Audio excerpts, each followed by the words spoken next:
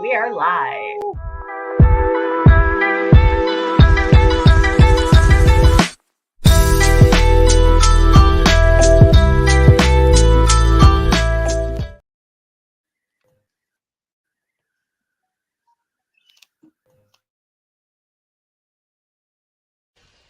I don't have to tell you things are bad. Everybody knows things are bad. It's a depression. Everybody's out of work or scared of losing their job. The dollar buys a nickel's worth. Banks are going bust. Shopkeepers keep a gun under the counter. Punks are running wild in the street, and there's nobody anywhere who seems to know what to do, and there's no end to it. We know the air is unfit to breathe, and our food is unfit to eat. We sit watching our TVs while some local newscaster tells us that today we had 15 homicides and 63 violent crimes, as if that's the way it's supposed to be. We know things are bad, worse than bad. They're crazy. It's like everything everywhere is going crazy, so we don't go out anymore. We sit in the house, and slowly the world we're living in is getting smaller, and all we say is, please, at least leave us alone in our living rooms. Let me have my toaster and my TV and my steel-belted radios, and I won't say anything. Just leave us alone. Well, I'm not going to leave you alone. I want you to get mad. I don't want you to protest. I don't want you to riot. I don't want you to write to your congressman because I wouldn't know what to tell you to write. I don't know what to do about the depression and the inflation and the Russians and the crime in the street. All I know is that first, you've got to get mad. You've got to say, I'm a human being. My life has value.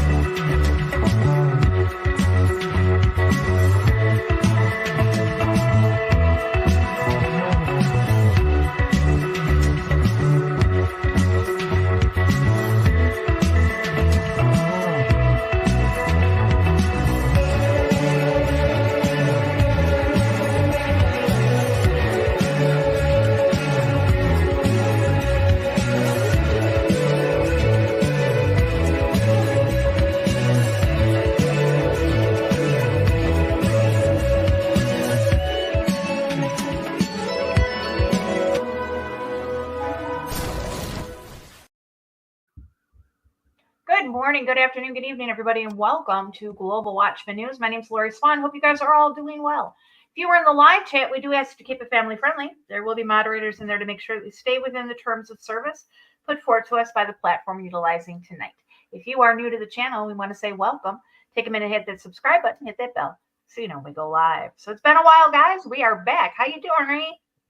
I am doing well, Lori. How's everybody doing tonight? Awesome. I hope you're having a blessed evening, and hopefully our Heavenly Father is covering you and protecting you from all the stuff that's been going on in the world. Oh my gosh, weather and all this other stuff that's been going on. I don't know if you guys been on the news lately, but stuff has been hitting the fan recently, hasn't it, Lori?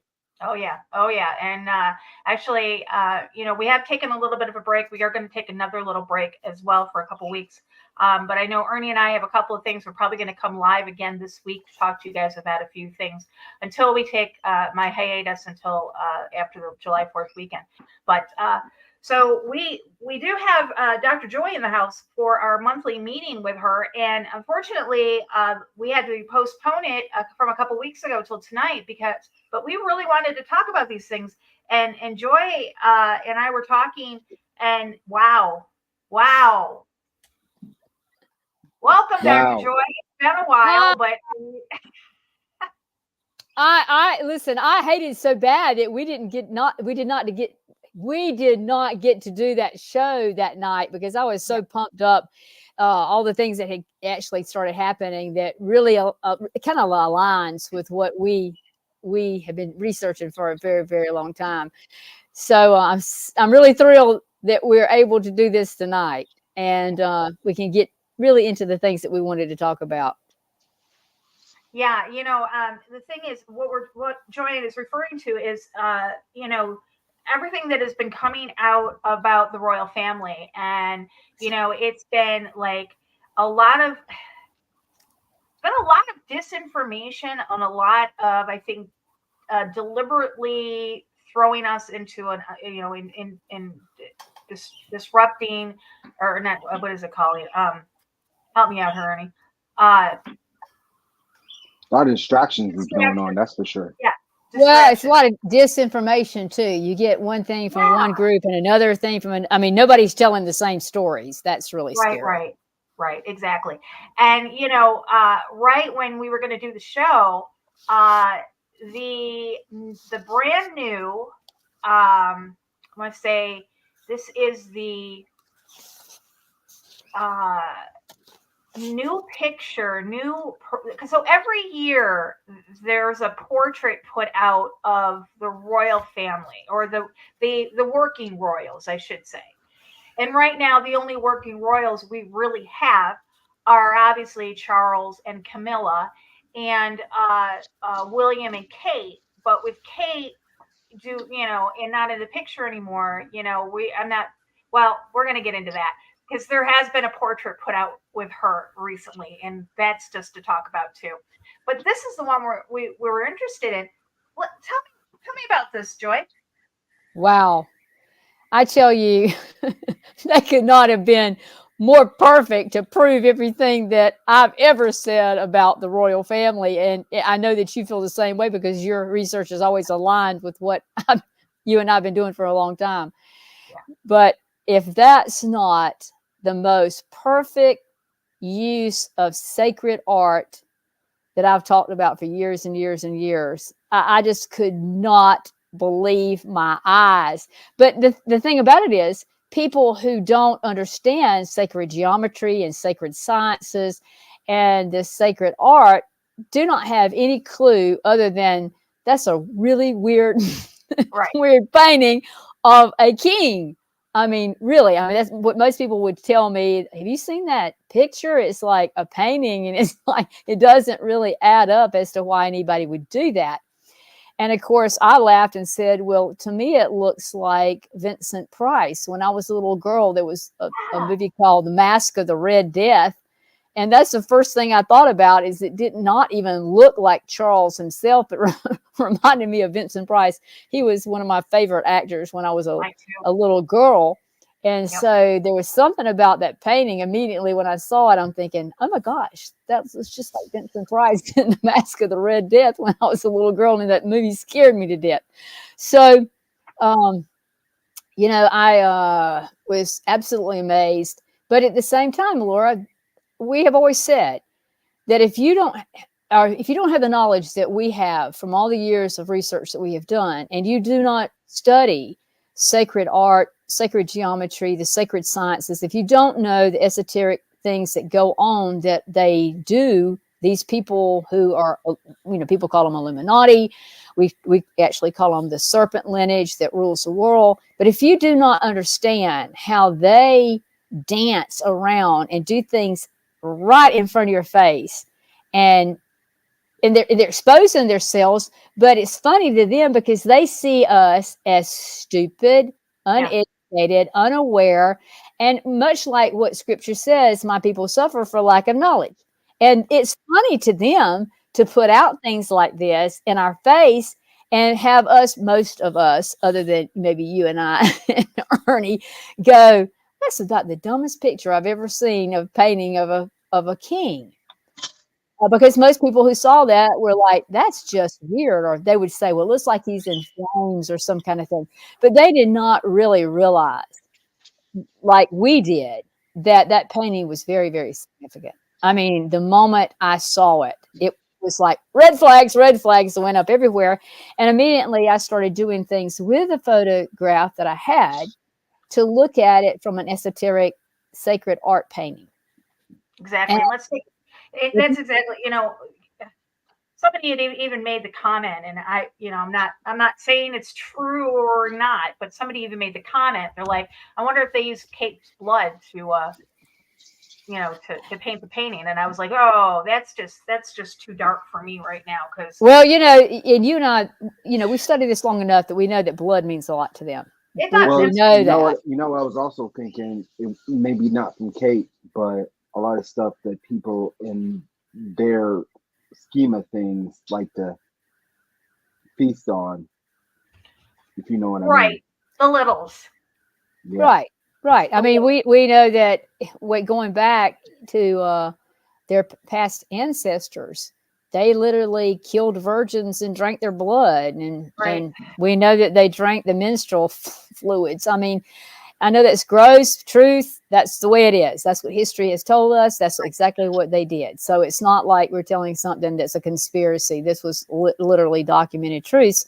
And the one thing that's even documented is that Charles is very proud that he is an ancestor to what we call Dracula, which was Vladimir, and owns the castle there in Transylvania that all of that was supposedly created for. So it's not something that we can't really look at and go, wow, there is a major problem in this painting, and it needs to be really looked at as to what really is there. And of course, if you look very closely, you realize he is in a military outfit with his different paraphernalia of importance, I guess you would say, medals of honor and that kind of thing that would be for a king that's very much sedated in the picture. So it's almost like that's not important at all. It's the importance is him, just his head. And that would be very significant. And then the other thing was the fact that over his shoulder, there was one only unique thing, and that was a picture of a butterfly. And most people, assume that that's talking about the monarch and it being the MK Ultra kinds of secret society teachings, as well as brainwashing of people. And that's where you kind of go into the esoteric, because they'll do stuff like that to identify this painting to people who are knowledgeable of the science, to know immediately when they look at that, they know what I did. Right. And that is a long time ago when I started. In fact, you can go to my website, www.drjoye.com, and you can see where I took Da Vinci's paintings of the Last Supper and some of the other things that he painted in regard to Jesus.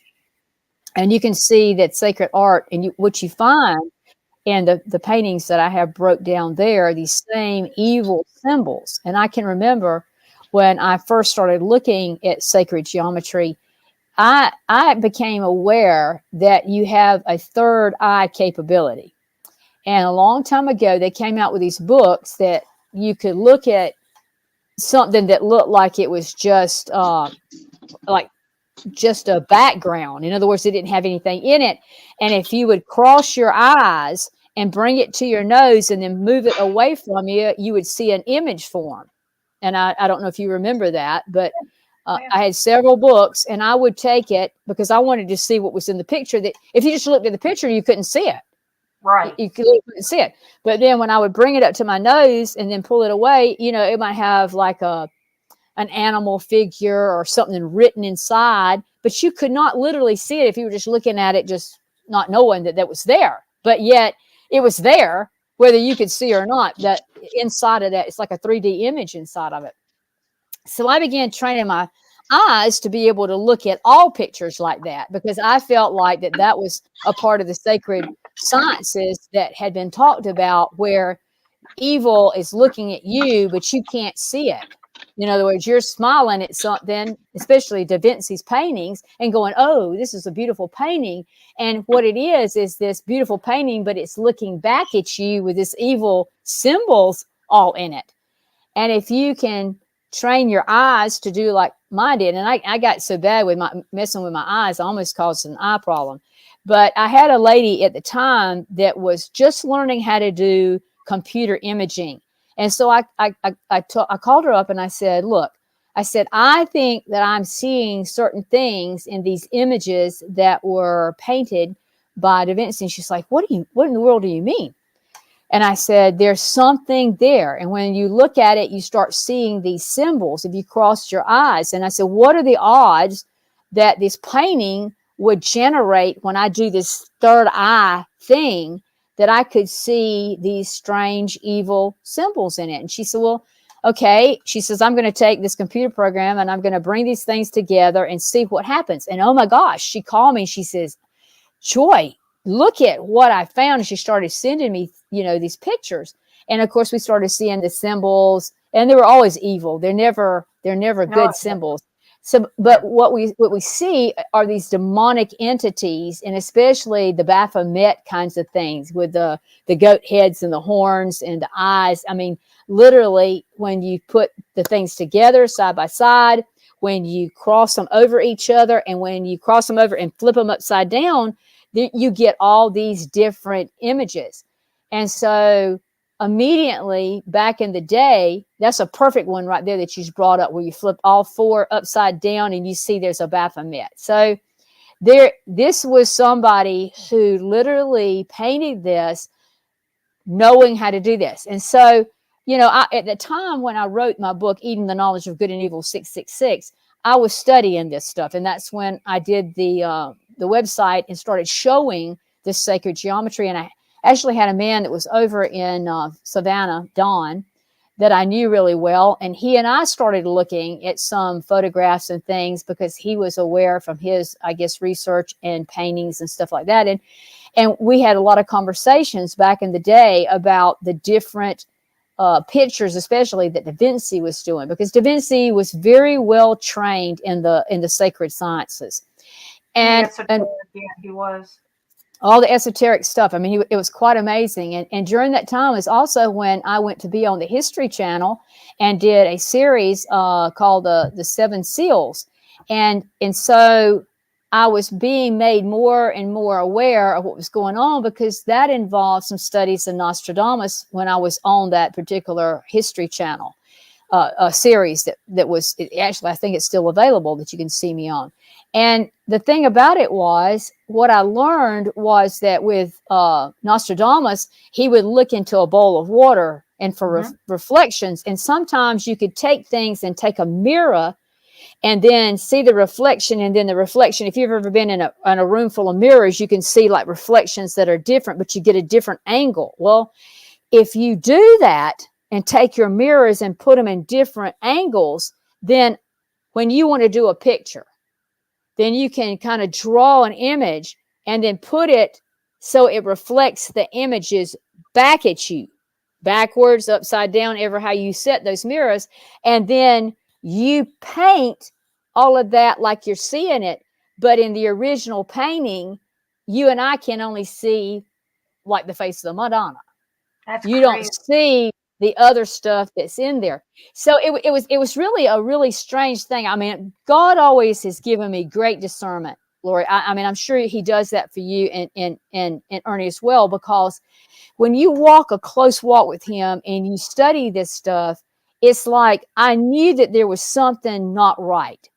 And the opportunity that I had to get a little book that said, can you see this? And I've always been able to look at patterns of things. And like if it says, can you find in this crazy mixed up puzzle a hammer? Okay. I could look at things and I could immediately find a hammer. Or if I saw a picture and it said, find Elmo, I could immediately find the little picture. And so, I think it happened because when I was a child and would go to the dentist all the time, that they had these little books and you had to find all the little images inside of a photograph. And I used to love to do that. So I think that was training me to do what I do today. And God does that. He prepares us. When he brings you to something, he's gonna prepare you to do the work he's asked you to do. Right. I mean, he really does prepares you. I'm gonna pull up a picture because this has been going around the internet. I don't know if you guys have seen it, but what do you see here? Yes, and you see the person and how it's involved in it. I saw that as well, and I was looking at it, and they went and did several things because it was the face of Jesus is what they were trying to show you inside of there, and that person actually did several with different different images. But Yeah, it's like I can look at images and there'll be two different images in there. There'll be like a picture of a vase, and then in the vase you can see another image of two faces looking at each other. I mean, I've always had the capability to see those images. And then when the 3D stuff came out, I was very interested in that. Could I really see that? And I practiced it. Like I say, I practiced it so much that I almost caused a problem with the crossing of my eyes. But because I began to see stuff in things. And so everything I got, I'd be going like looking at it and trying to image it with my own eyes. And so I was thankful when this sweet lady offered her services to me, probably kept me from going blind trying to look at all this stuff. And she's the one who helped put those images up on the website of Da Vinci's paintings. And you can clearly see from that how these evil images are there. So looking at the Mona Lisa, she's got reptilian eyes. Oh, it was all kinds of weird things when you would see on and down to her breast area. You can see like different kinds of things, the way that they're folded out. And I encourage people to really look at this because it is sacred art. And what they laugh about is that they can paint a beautiful image, and we'll go in an art gallery and go, oh, what a gorgeous painting. And if it's done in that esoteric way, there's all this evil that you're looking at. Well, see, my new book, Beastmark, is trying to tell people that symbols, voices, sound, music, everything is generating a vibrational frequency. So that's why the Bible tells you not to listen to anything, not to look at anything evil, because it is affecting your DNA. You don't even realize it's actually helping kill you, because this stuff is so evil. Well, if you're standing in an art gallery or you're looking at those paintings, you're like, oh my gosh, that's just absolutely beautiful. I've just never seen anything about it. You see how people will stand there and look at paintings forever like that, especially old paintings. And what's so bad is when I understood this, it's like you're smiling at Satan and he's looking out of that painting. You're admiring him. Yes, and he's looking at you with such evil and generating those images right into your brain. You can't perceive it unless you can do your eyes, like I've trained my eyes to do. And like I say, it was just that I started doing this when I was a little girl, looking for those things. And then over time, being able to feel like something's not right about this. Find what's not right in this, puzzle or painting or whatever. And then, like I say, when I started looking at Da Vinci's paintings, and I just had this funny feeling there's something in that. And maybe it was because it was on a computer screen and the lighting was whatever, but I just kept going like, my gracious, there is something there. And so now when I look at this thing with Charles, which you just put up, people, because of what I feel like that I brought to the table many years ago, because this has been on my website for years, and was actually when we first started doing internet, that this girl helped me do my first website, and we had it on there. So this has been going on a very long time. And like I say, the way that they did it back in the day was using mirrors, so that the reflection comes into one image so you can paint it, but you're getting all those images into that one group, which we can clearly see. If you just look at that, it looks like Charles in a bunch of maybe flames or blood or whatever, and he's got that little monarch butterfly on his shoulder that is telling it's sacred art. I mean, it really is telling you it's sacred art. And the other thing is, if you think about a butterfly and what the connotation of a butterfly would be, we know that a butterfly starts out as a worm that makes a cocoon and lays in a cocoon, and then what happens?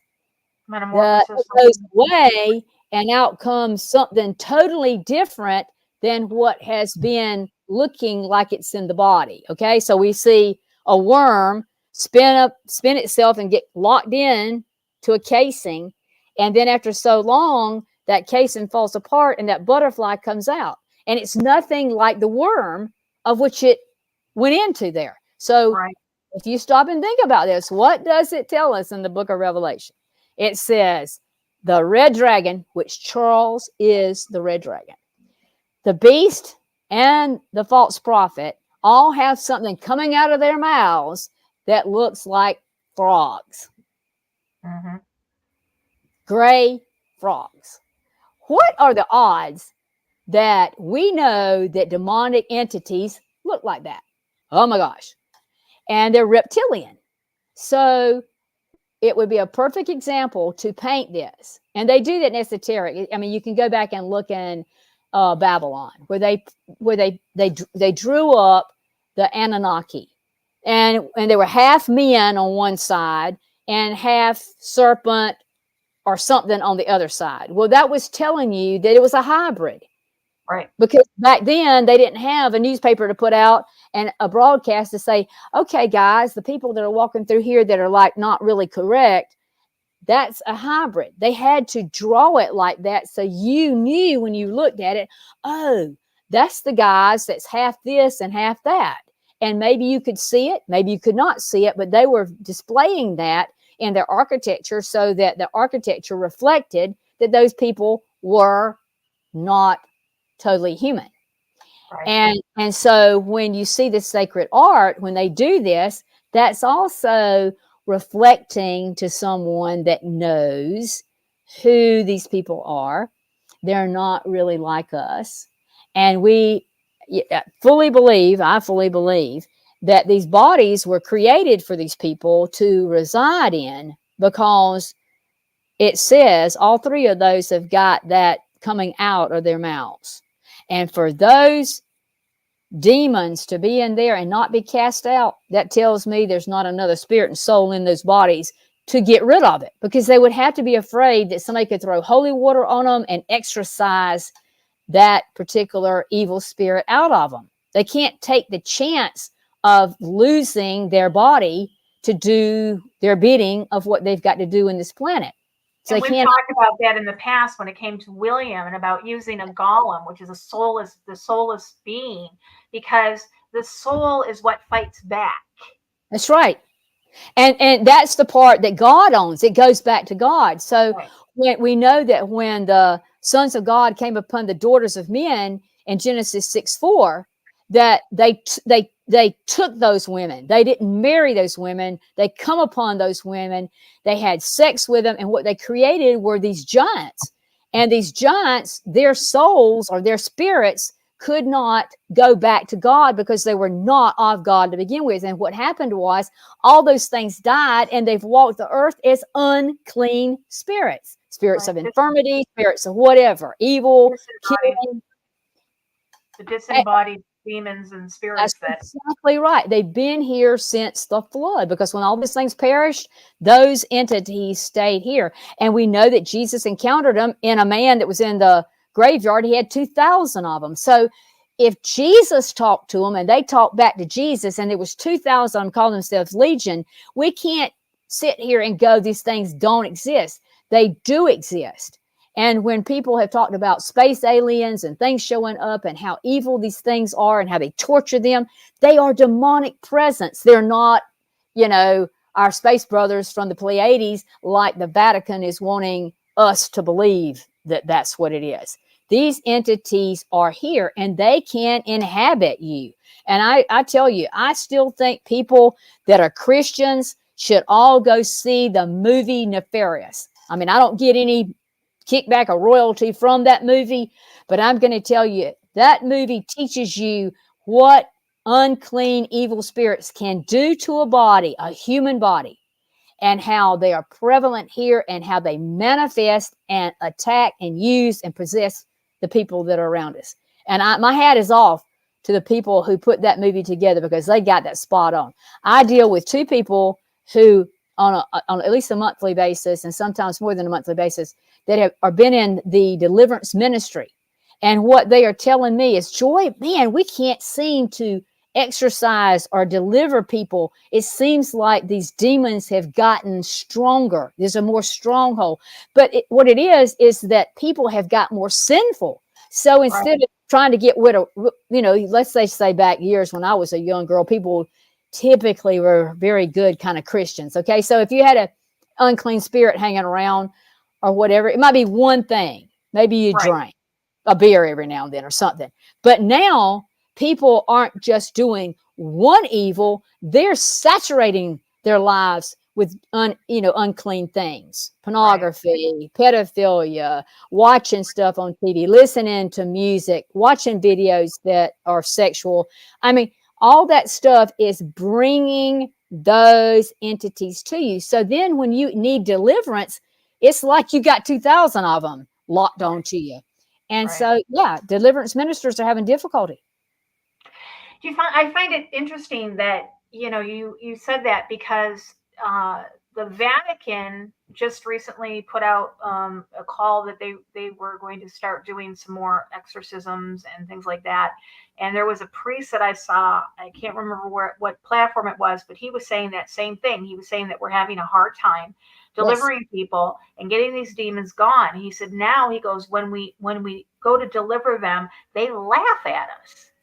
That's right. And then the other problem that you got, and I know that I talked about this and probably was on your show I guess it was over a year ago, is when the Vatican was needing people to come in and volunteer to go through their training to be exorcists. And I think it was like 153 that they finally got, because there's such a demand of their people that are Catholics that are saying, man, I've got something attached to me. I can't do this. People are starting to feel these demonic attacks, that they know something's not right and they can't get right.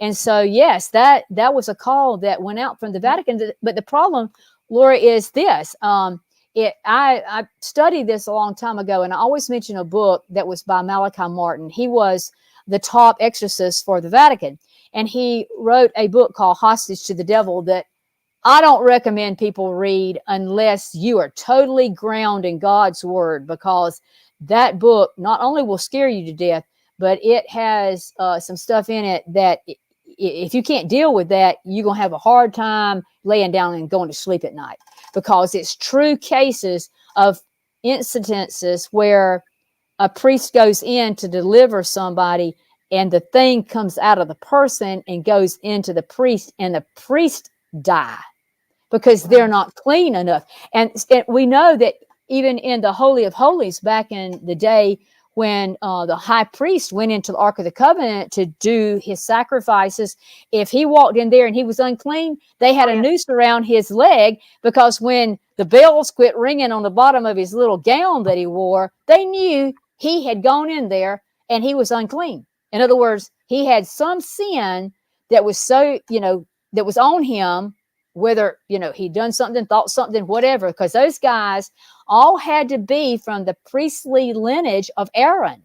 Now, the Levites could pick the Ark of the Covenant up, but anybody that was not of the Levitical tribe, when they touched the Ark, they were so unclean, it killed them. And then the high priest was from Aaron's lineage. So they had to be even higher up than the Levitical tribe to be out of Aaron's lineage. And then if they were not clean enough, they died. And they had to be pulled out. Were those the Melchizedeks? They were just the priestly lineage of Aaron. Okay. I mean, they came out of Aaron's tribe, but that's how the high priest was chosen, from Aaron's tribe, like that. In other words, he had to be really holy to get in there. And then if you had anything that was, thought process, ugly process, whatever, any kind of sin, the chances are when you were in that presence of the Lord, and it says, evil can never be in God's presence. It can't stand. It can't do anything. It'll just die. Well, that's what it would happen. And so Malachi Martin, when he did this book, Hostage to the Devil, he talked about how those priests would go in there thinking, I'm cleansed and I'm ready for this. And they'd go to cast that thing out and it would jump on them and kill them. So we're dealing with something that's very real. And it's not something that's conspiracy. I have gotten so tired over the years of being laughed at talking about this stuff, but I'm going to tell you something. It is getting a lot worse. And the thing about it is, when you look at that picture of Charles, and you can see clearly what we put up on the, you put up on the screen a while ago, that Baphomet in there, like we were talking about, there is no doubt in my mind that they are so prepared to do evil to us because they know the time is short. Right. And you know, you and I and Ernie, we can be screaming it from our tops of our mouths, and we can't get on CNN. They would shut us down if we tried to show this to the world. They'd probably kill us. I mean, we'd probably be dead tomorrow. And that's one thing I've always tried to deal with. But is first that, they'll laugh at us. yeah, well, that's been the way they've dealt with it, Ernie, is that they have made all of this appear as conspiracy theory. And I've had to deal with laughter, talking about all this stuff, but I have stayed true to what I've said because it is the truth. And before it's all said and done, everybody's going to say, we listened to this show and we heard those three people explain this to us, and it is the gospel truth. We are living in the end of days. These creatures are here with us. These serpent lineages, they are just dancing around in front of us, exposing it right before us and laughing at us. Just like I said, those pictures are laughing at us. We've seen these demons manifest themselves into reality, Exactly. where people can see them with their own eyes. And the fact of the matter is, you're right. We are in the last days. And if people can't realize that now, they won't realize that once the Antichrist publicly comes on the scene, because he is going to deceive those who are not the elect, that are not chosen by God to enter into his kingdom, those who are not saved and washed by the blood of Jesus Christ. Those are going to be the ones that's going to accept it. And I hate to say it, that includes members of the church as well, because we are starting to see so many people in the church are starting to follow worldly traditions, worldly doctrines, worldly ways, but still claim that they believe in God. And those will be the exact same people that are going to view the son of perdition when he comes on the scene as their Lord and Savior, because they will have the wool pulled over their eyes because they're not following what the Bible has instructed them to do. 100%. That's right. The Vatican, I mean, preach it. Just a couple weeks ago, the Vatican put a press conference out talking about how they're going to handle these. They're predicting an influx of Marian apparitions, and you know, because we know that the veil is thinning. We know that these entities are making themselves, or not making themselves visible, but because the frequencies are changing so much on our planet right now. That's right. That because these entities vibrate at a different frequency than we do. That's why we can't see them. They're not behind a veil. They're not behind a wall. They're just, they're in the same place as we are, only a different vibrational frequency. And now that the frequencies are being messed with through these CMEs, through HARP, through all these man-made, weather manipulations, and these that we can actually CERN, that the vibrations, we're being able to see these entities, and the Vatican knows this is going to be more prevalent in the upcoming years. They know this. Well, see, that's one of the reasons that the book that I just did, Be Smart, was so important right now, because that frequency stuff is very important. And what I talk about in there is that we see in light, the spectrum of light, and light is the frequency. All light is electromagnetic waves. It's a frequency of waves. So you've got this frequency of light, okay? And then we can see, like in this area of it. In other words, we can only see in so many different colors all that light. And on this side and this side, we cannot see it. We can't see ultraviolet. We can't see infrared. There are some things on this planet that can do that. And now that we have the technology to make our eyes behold things like we do with microscopes and telescopes, then we're able to see into those areas. And that's one of the things that I had noted in the UFO phenomena, or what they call now the unidentified aerial phenomena, UAP, is that when we got into the capability of seeing in ultraviolet and in infrared, all of a sudden we started seeing all these little things flying around. And so a lot more visible. And so, like you say, if you don't understand this, and I talk about this in one of my books, I can't remember if it was Eden or if it's in the Beguile series, but when you take light, you can take and put that light right here in my face, and I can bend it, and you can bend light. And when you bend the light, it will look like nothing's there. But you can be standing this close to me, and I cannot see you. Wow. If that light right in here is bent, and this is also sacred geometry, sacred art, is the same thing as using the mirrors to do what you want to do, but you can bend the light, and you can be standing right here. Wow. And I cannot see you. You're absolutely cloaked using light, electromagnetic waves, frequency. That's scary. It is We got to scary. realize this too. We're dealing with fallen angel technology. This is not technology that is new to mankind. This technology is ancient. This is stuff that's been used like millions Forever. of years ago, forever Nothing ago. new under the sun. Exactly. So when we're coming up with these new and improved technologies and upgrades and stuff like that, especially when it comes to like cell phones and computers and stuff that us consumers are just drooling over with on a regular basis, this is stuff that has been made so many millennia ago.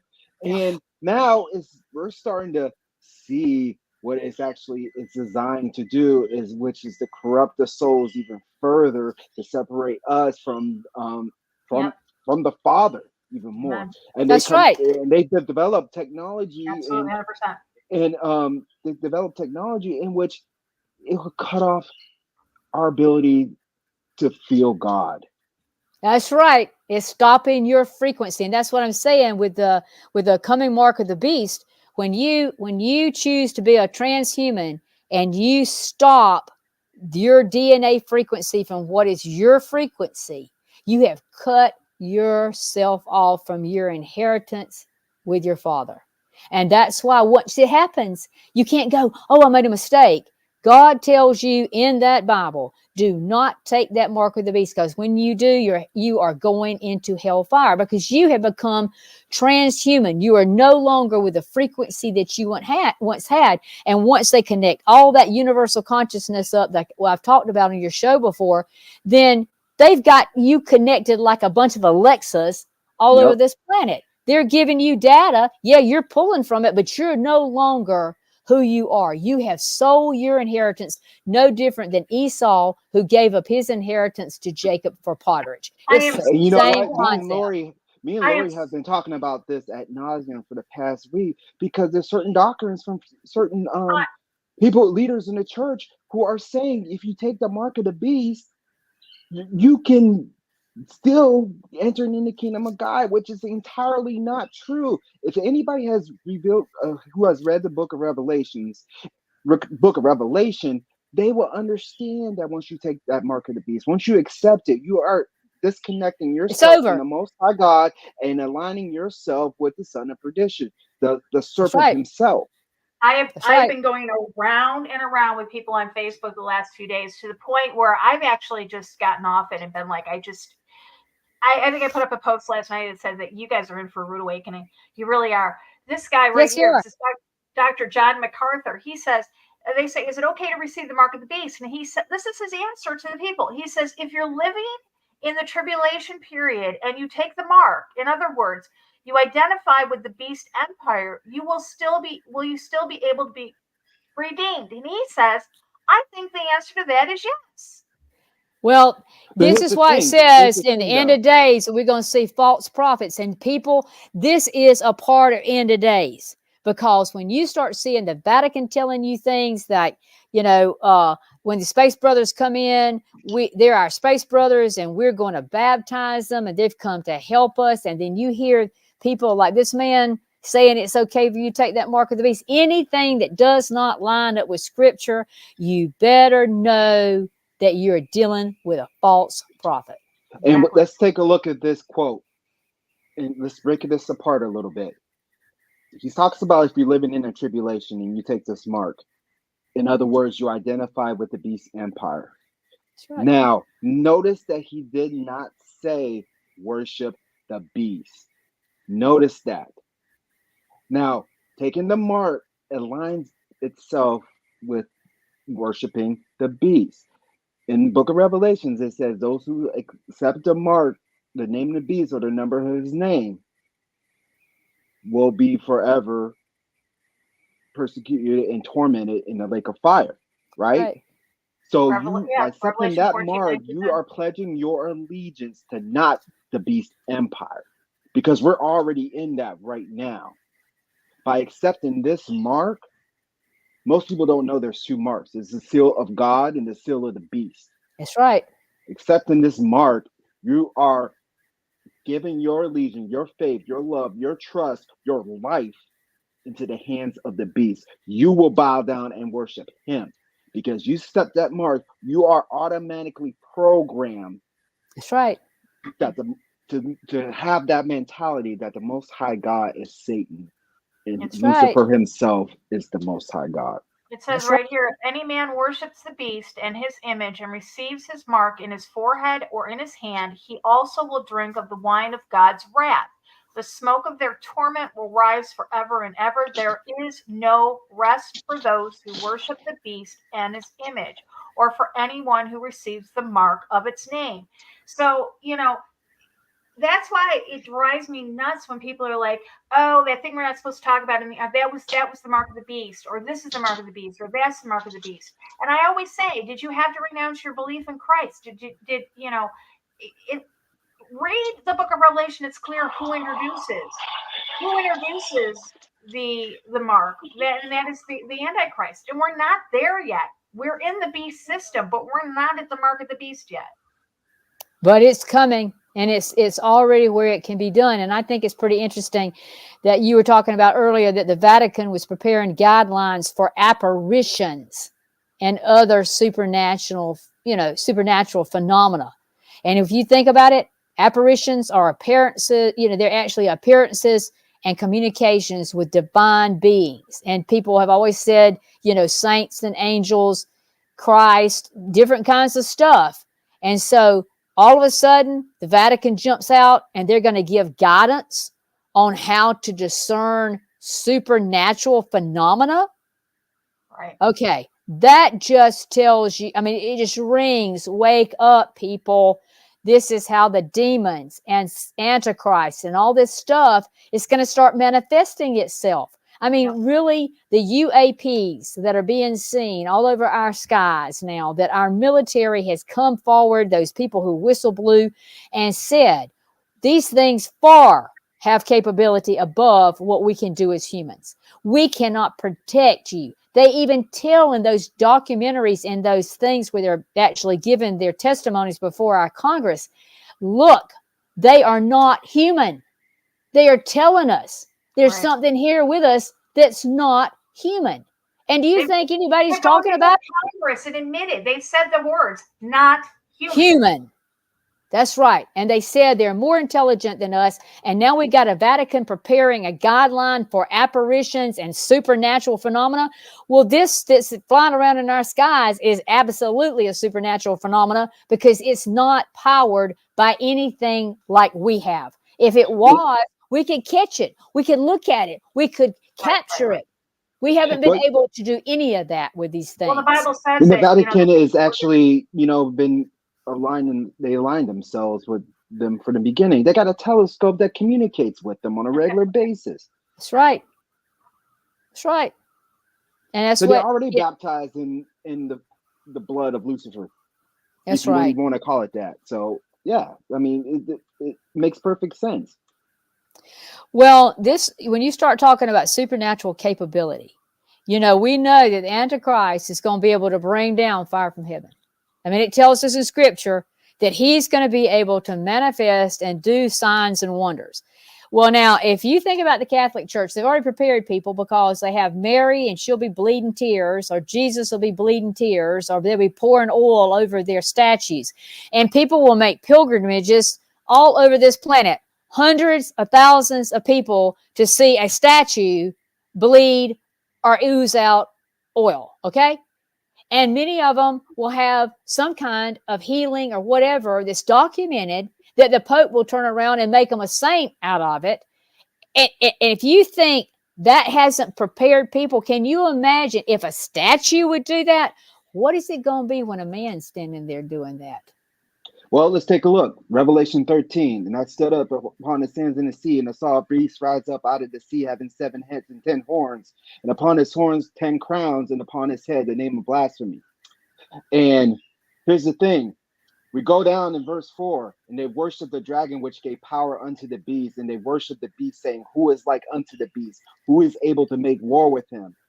And they were given unto him a mouth speaking great things and blasphemies, and power was given unto him to continue 42 months. And he opened his mouth in blasphemy against God, to blaspheme his name and his tabernacle, and them that dwell in heaven.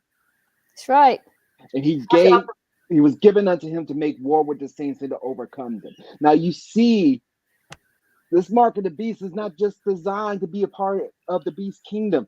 It's not just designed to be part of worshiping the devil himself. It is a part of rising up against the saints themselves. And people fail to realize that.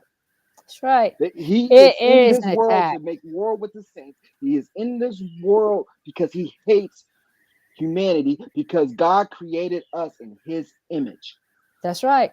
He hates us, and he will take and do whatever's necessary. And like I say, I even think I wrote about, you probably heard about the miracle of Fatima. Uh-huh.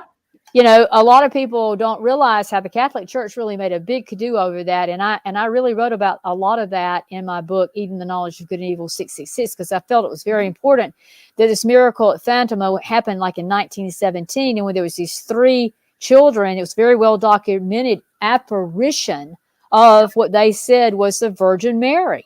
Yep. And that she appeared to them and promised these miracles, and tens of thousands of people traveled there and claimed to witness that the sun moved erratically across the sky, produced different colors, it rained, all kinds of things, and that there was 3 secrets that were given out.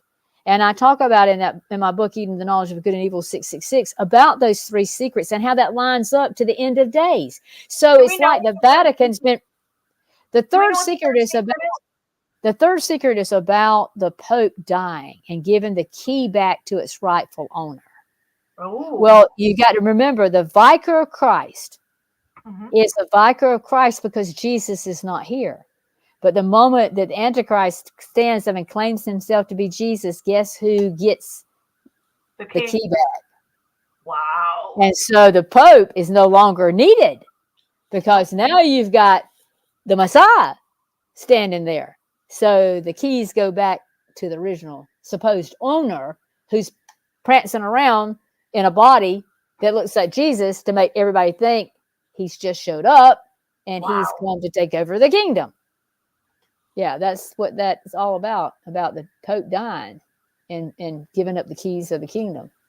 And it was always kept very quiet because they didn't want that to happen. And they were so scared that, you know, when Pope John Paul II died, and then they thought there might be a transition. And then, of course, you know, we went into, you've got the St. Malachi prophecies of the Pope, which ends with Pope Francis right now.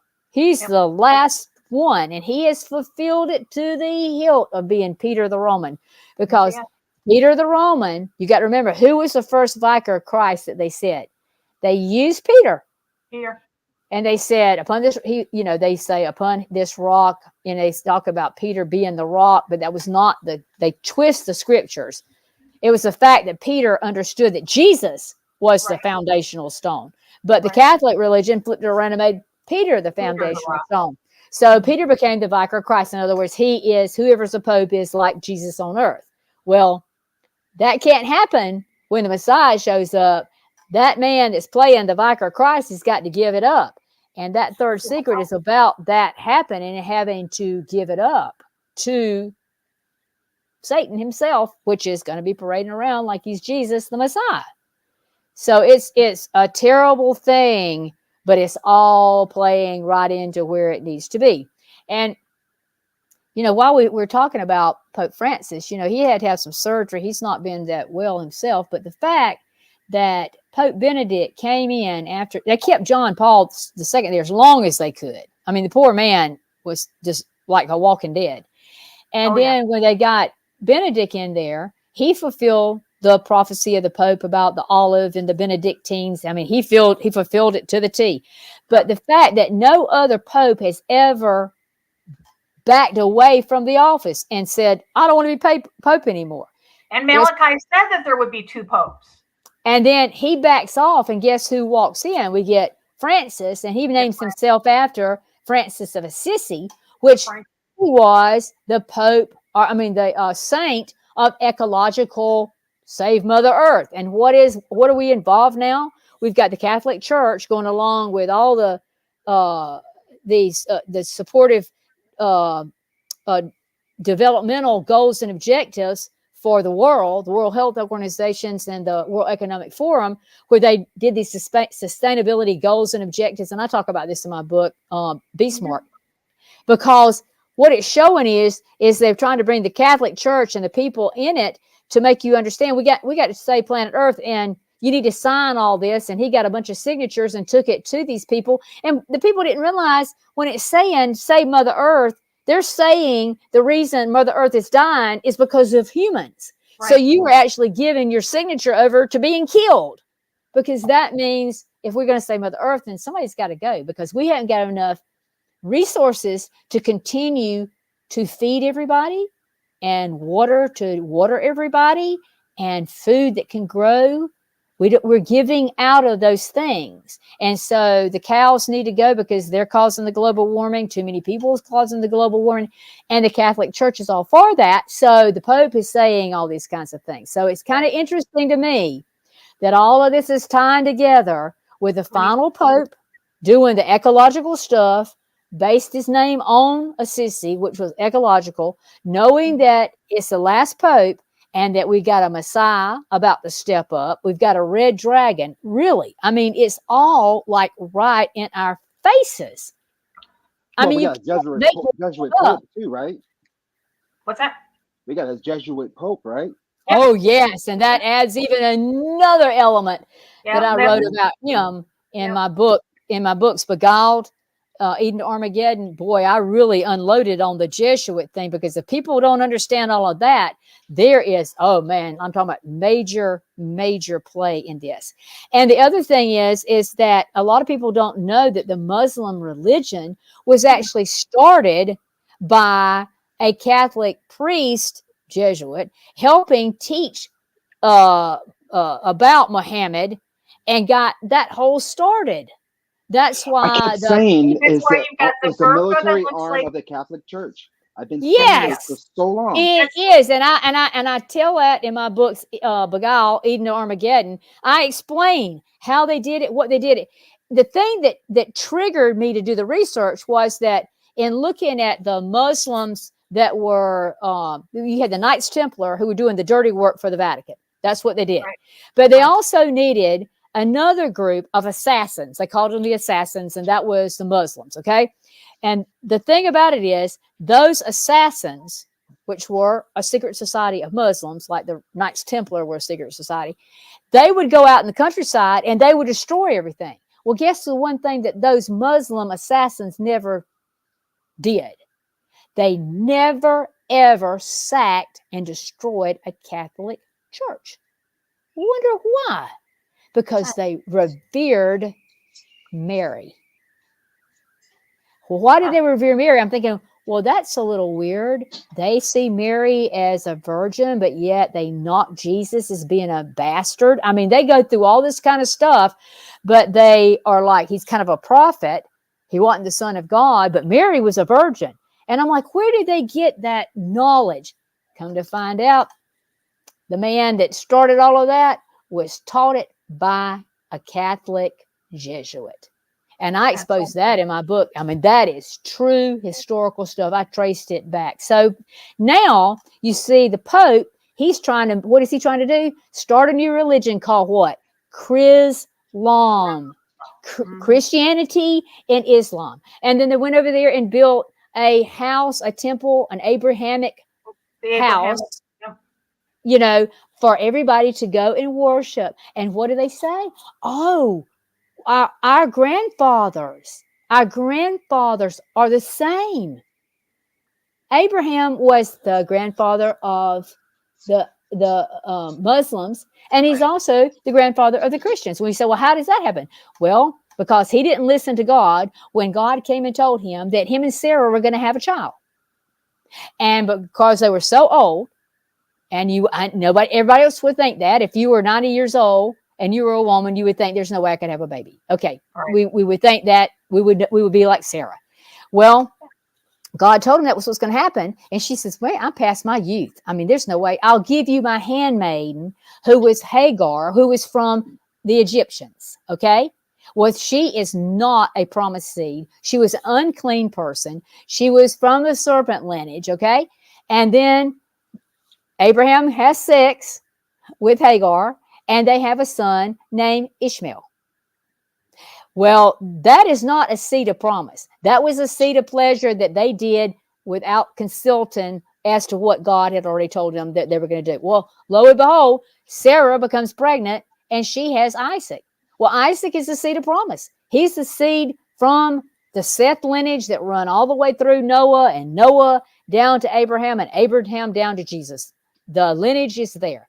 The only way the person that could ever go to that cross had to be Jesus Christ, and it had to come from that lineage. Ishmael could have never been a seed of promise. But our grandfathers are both Abraham, and that's how the Catholic Church is pushing chrislam. That's why we are all brothers. We are all the children of Abraham. It's a great setup. Perfect setup. You know what, it looks good on paper if you don't know what you're looking for.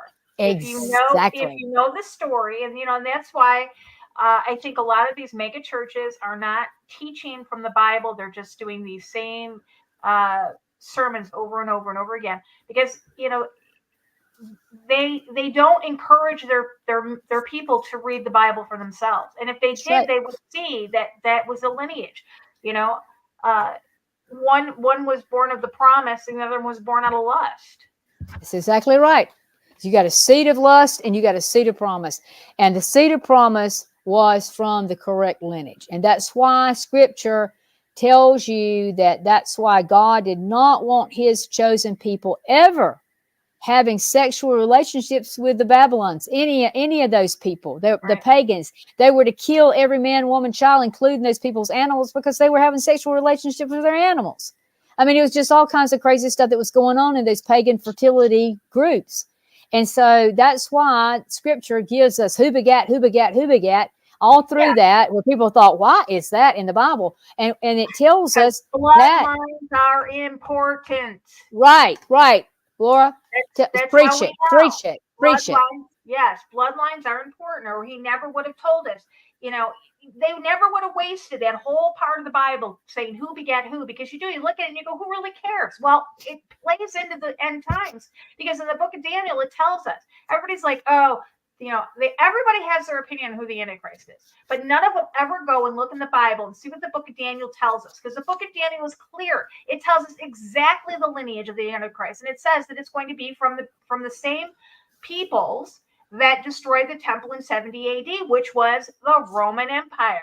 Well, who's the Roman Empire? Well, they're the Merovingians of recent times, of now, And, you could sit there and you go, Trump is, okay, he is, but he doesn't have the lineage. That's right. See, they pull all these people. Obama could, but he doesn't have the lineage, Well, here's the thing, too. This Abrahamic house, the rise of these religions that, are out to kill Christians, they're all part of these systems. This is all stepping stones. That's all it is. It's just layering itself up to get to the point of all this happening, just like the Bible says. I mean, we are fulfilling prophecy every second now. It's just coming. It's all lining up. The people, where they need to be at, who's going to be over it, the technology, the frequencies, all that, the demonic presences. And just like we were talking about CERN opening the abyss. I mean, there's just all this at one time happening. I mean, at the same time, we've got, just look at all the pestilence, plagues, famine, tornadoes, and talking about how bad our hurricane season is about to be. We're flooding in the south. You're burning up in the west. You can't grow crops here. I just had a best friend that had all his farmland was destroyed with a hailstorm the other day. Unheard of. And so with the less numbers of food to produce in an area, some of the farmers here can't even plant yet because we've had so much rain in South Georgia. They can't even get into plant. Well, there's a planting season. And if you get past that planting season, and now the ones that did have the stuff out there was killed with the hail, and then you've got the Midwest that has no water, and then you've got the cows all dying from H5N1, and the chickens and the turkeys and the wild ducks. I mean, if people can't see, the sun had the biggest gargantuan sunspot come off of it. We hit a G5, the top magnetic storm, and the aurora was in Florida. My sister went to Iceland, went to Iceland just because she wanted to see the aurora. And she says, Joy, what are the odds that I can walk out of my back door and see what I flew a year or more ago to try to see? And she didn't even get to see it because it was not big enough. And we're seeing it in Florida. Joy, so talking about, I believe that we are going to see probably the worst hurricane season we have ever seen. It's coming. Clearwater, Florida right now, 90-degree ocean temperature. That's right. And that's the culprit. You think that's bad? Off the coast of Africa, it's even worse. Now, the last time it was this high, Hurricane Katrina hit the United States. It is, at this point, twice as hot. Yep. That's right. We are looking at a devastating hurricane season. We're looking at I think a devastating summer. And the reason is, it's just like those sunspots. So we're coming off the sun turned itself around, and now that's coming back at us. So we should have some more really good aurora borealis down as far as the south again from this. But when you see these electromagnetic storms happening like that on the sun, that is not from cows expelling gas, and that is not from humans. I am so tired of hearing, global warming. I am too. This is the end of days. God warned us these things will happen. There are no cows on Mars. There are no cows on Saturn. All those planets are heating up. They're having serious complications. And if that sun keeps doing what it's doing, NASA had predicted we would be in a sun cycle, that we would see some maybe X-class flares and whatever in 2025. We have far exceeded their predictions that they gave to humanity. Yep. Now, because when you talk about X-class flares at a G5 magnetic storm, I mean, if that storm had been a little bit more directed to us, there were outages on a lot of ham radios and things of that nature. And there were some blackouts like in Africa and some other countries. But this, a long time ago, caused the Carrington event, that burnt our telegraph system up years ago. Well, now we've got satellites, we got people flying in airplanes, we got all kinds of stuff that's out there. If we have one of those kinds of storms, and we were at G5, if it had just been turned a little bit more, honey, we would have had a same major problem. Because when it fries stuff and the technology goes down, don't you think that will set up a massive crisis that will do nothing but bring right in what they want? And they'll say, well, now be able to get your, money and to get your medicine, you're going to have to take this mark so we can keep up with everybody. And it's going to connect us up to the satellites that we've got over here. I mean, it's like, it's just setting us up. And you cannot tell me that the sun is not going to scorch us. In fact, I was out, and I know I had to take an antibiotic, and I was out in the sun, but I had never, ever had the sun burn me. And I know my sister and her husband they live several hours in South Carolina away from me. But she said, we noted we were outside and it just felt like instead of the sun feeling hot on our skins, it was like it was burning our skin. Yep. And if you've noticed that, the thing about it is our ozone layer has a big hole in it and it's getting bigger and bigger. So when we get these solar flares coming in, the ionosphere is to protect us. Well, if it's got a big hole in it, it's letting those sun rays with electromagnetic capability directly into the surface of the earth. So that's heating the water like we're talking about. It's causing problems with our skin. It's causing problems with having droughts. It's also causing problems to have major storms like hurricanes. I mean, the other day they were talking about how big the hailstones were. And if you read in Revelation, they're going to get to be, what is it, a ton falling out of the sky in Revelation at the end of days? A ton of hail falling out of the sky. Right now, I have a good friend that was out in Texas, and it literally beat the windshield out of his SUV. Yeah, I saw pictures of them, and they were huge. I mean, they had to hold them with two hands. They were humongous. And this, when you look at the weather, I mean, we have hurricane season, we have tornado season, we have all these seasons, and one is just running right into another.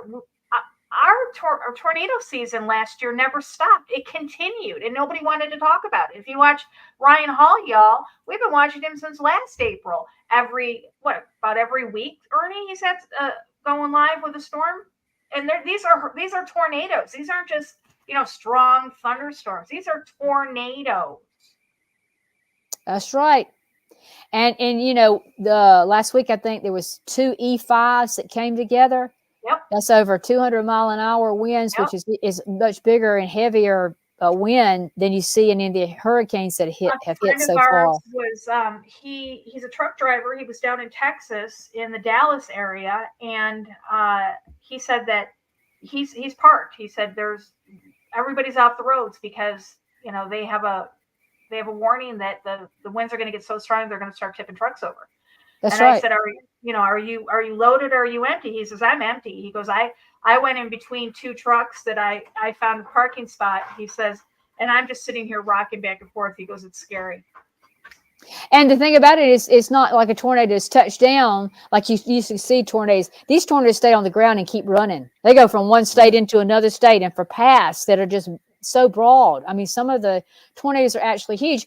And I live in an area that when I was a little girl growing up, we never had tornadoes. We might have a little bit of wind that might blow on a tree. But the other day at church, we got to church and we were having revival. And literally there was a rotating storm not too far from us. And it just did massive damage. We lost power that night. But it's like every week, it seems that the Weather Channel comes up, another storm. It's coming out of the Gulf, coming across Texas, coming across Louisiana, to Alabama and right into Georgia. And so we are constantly have weather radios going off, tornado warning, which means one's on the ground. And in the last month, I can't tell you how many tornadoes have hit all around me. And we're talking a place that never had tornadoes. So I feel bad for Greenfield, Iowa. I was watching it, Ryan Hall, as it happened, and it was just devastating.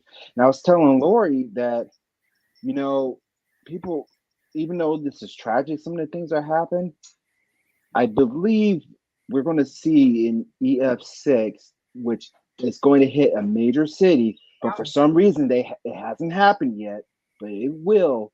And when it does, it is going to be insanely devastating. I mean, they're going to have to redo their entire graphs, their scales.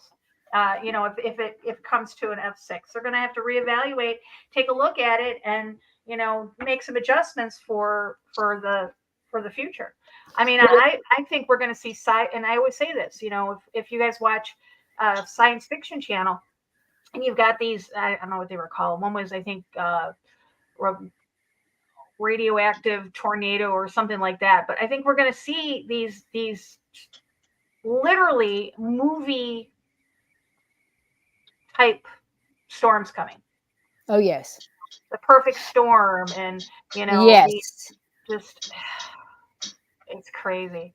Well, So, the thing about it, the Richter scale and the hurricane scales have already been played with. I mentioned that years ago that they had pushed them up to make it look like we were still doing the same levels, and they were trying to hide then that the storms were getting worse. And I was like, people pay attention. They've changed the Richter scales. They've changed the hurricane scales. And so we're not comparing apples to apples of a hurricane that happened way back, but they were hiding it. They were trying to hide it. It's like trying to hide the amount of asteroids that are coming so close to Earth.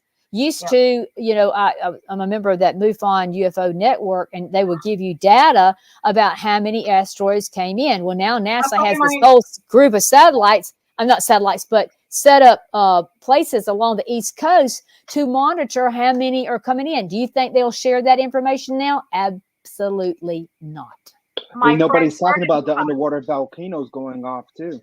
Oh yes, if you look at Google Earth, just look at Google Earth and pull up the amount of earthquakes that happened every day. When I first started looking at that, because I was keeping up with how many earthquakes and where they were happening and how often they happened and that kind of thing, way back when I was doing the Begal series. And I started noting as the more I kept that data, it was getting to be more and more and more and more. So if you start paying attention, how many are happening? Yes. My friend actually was the one that started MUFON. Two friends. They were both together. I can't remember the one name, but my friend Jarrett. They started MUFON. I was part of that group back in 2013 or something like that, 2014 or something. And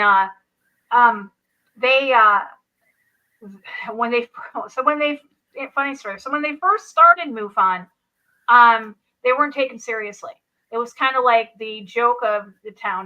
They were taking reports. If you saw one, you would do a report, and you would, tell them where your coordinates were, where all this was.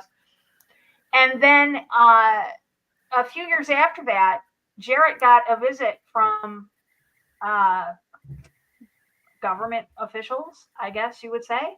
Mm-hmm. And they wanted to be included in the data that was being collected by MUFON. That's right.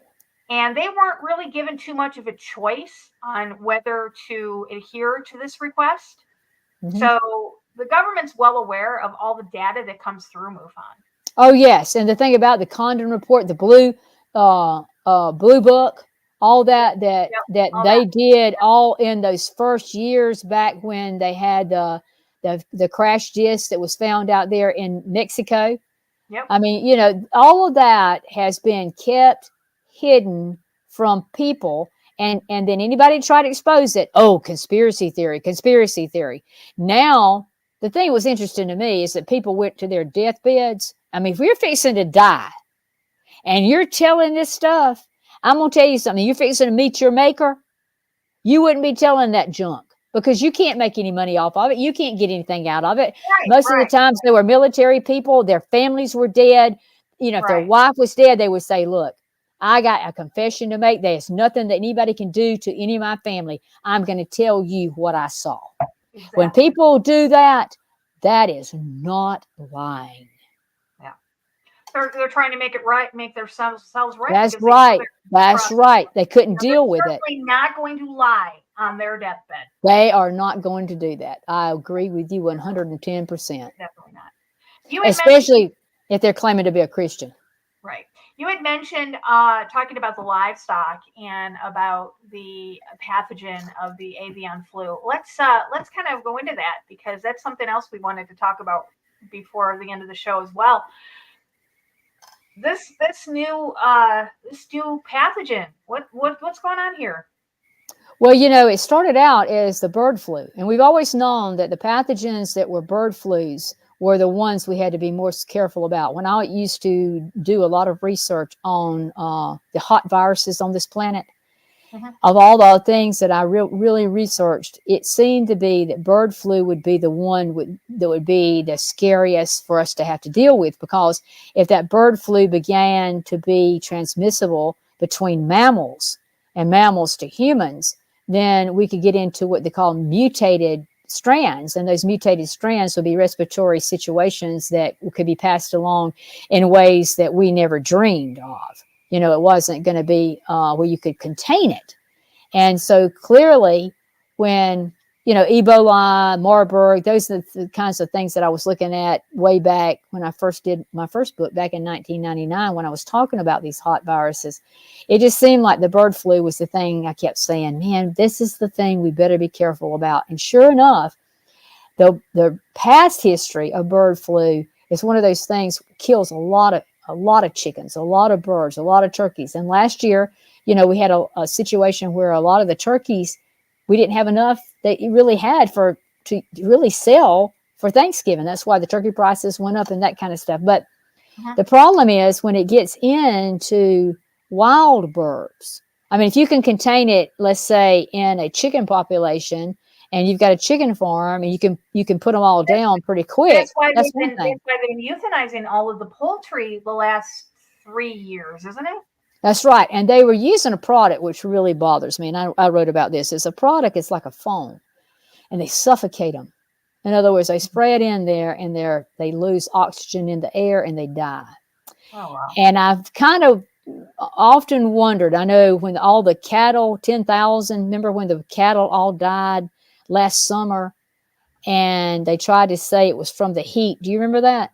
I do. They all killed over at one time. They all killed over at one time, almost like they lost their oxygen. And this foam is easy to be sprayed. And we know chemtrails, we know how easy it is to fumigate in the air. I have often worried that the same chemical that they can use in those bird pens, and I mean, it takes the oxygen out of the air and you just suffocate. Used against us. Yeah, and after that happened to those cows, I'm like, man, my father was a cattle farmer, and we had the Black Angus, so I'm familiar with Black Angus and how they do and how they cool off and that kind of stuff. But to see 10,000 of those cows turned upside down all at one time, now I'm gonna tell you, some cows are heavier, some cows are older, some cows are younger, but you can't tell me, like a person, if I put everybody in 100-degree temperature, they're all going to die and roll up in 5 minutes. Oh, not at the same time like these did. That's right, because age would make a difference. Right. Whether you're fat or skinny would make a difference. Right. If you had breathing problems and you didn't have breathing problems. But for all those cows to die at one time made me really question my concern that I had back about the chicken stuff, that they had sprayed in that air and took the oxygen out of that air.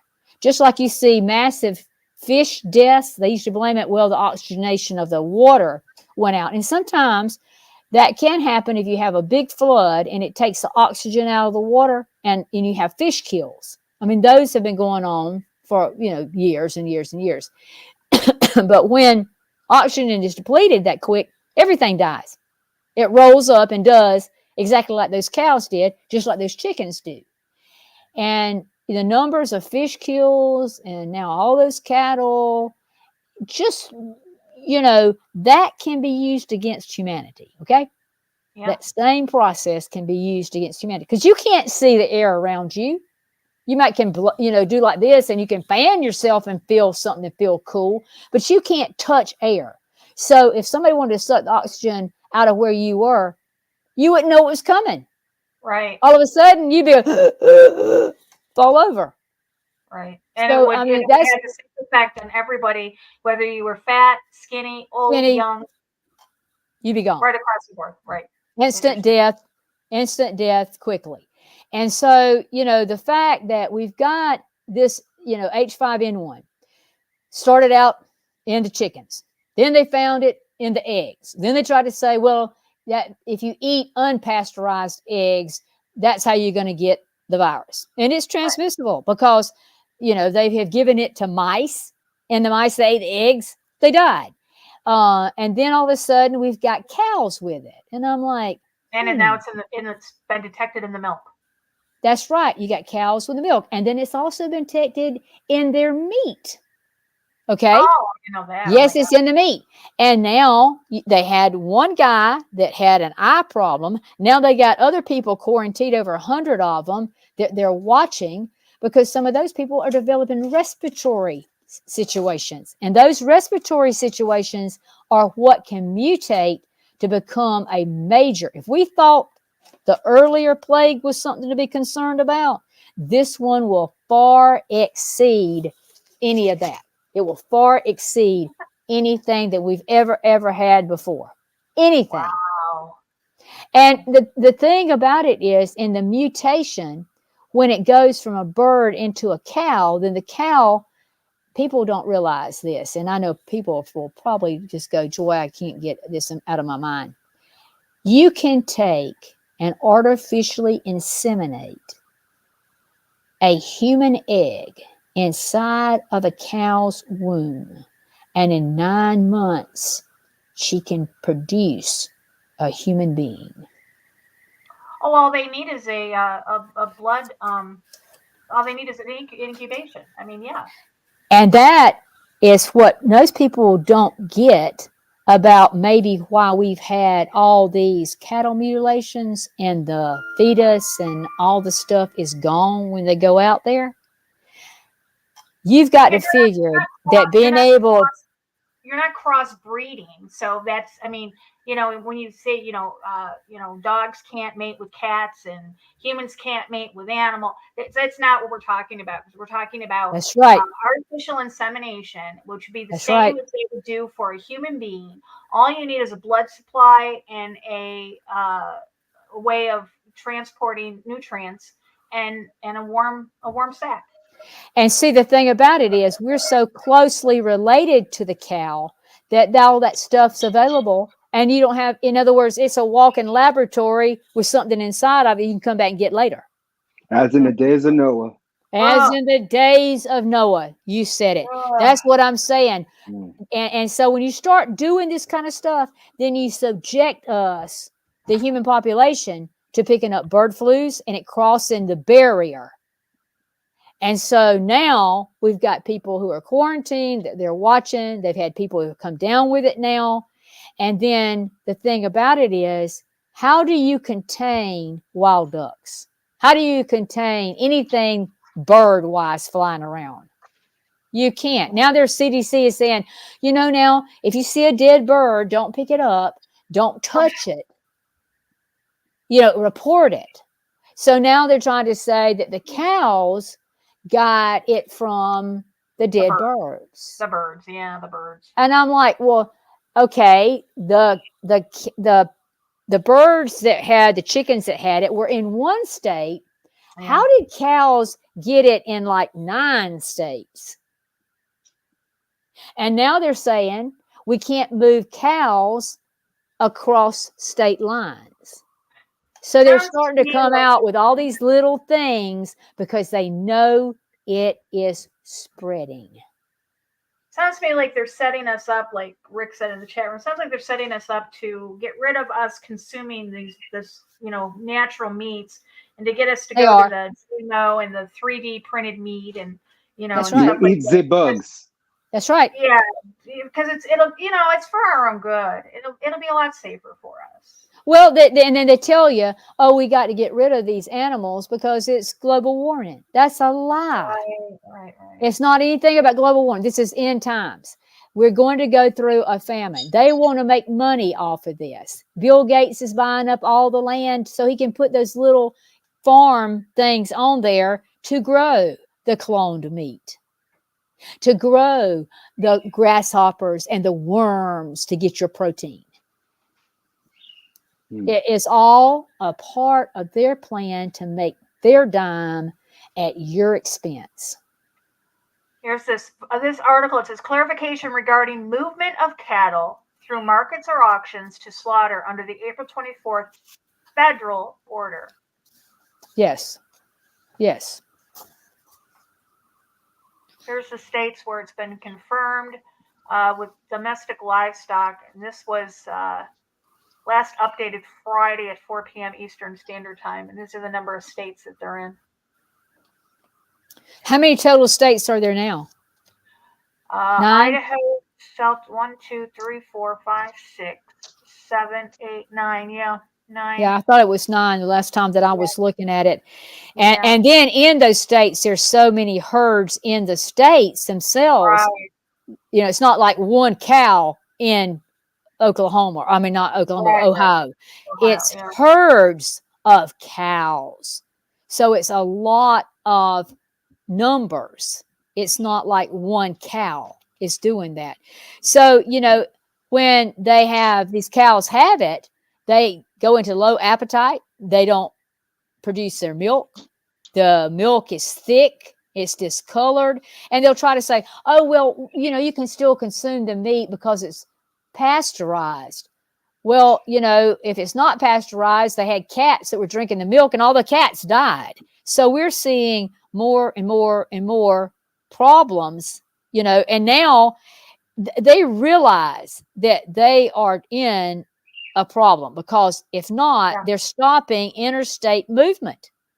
In other words, they're trying to see if these cows, they're trying to look at it and say, test the sick animals, minimize the cattle movements, isolate, and then monitor.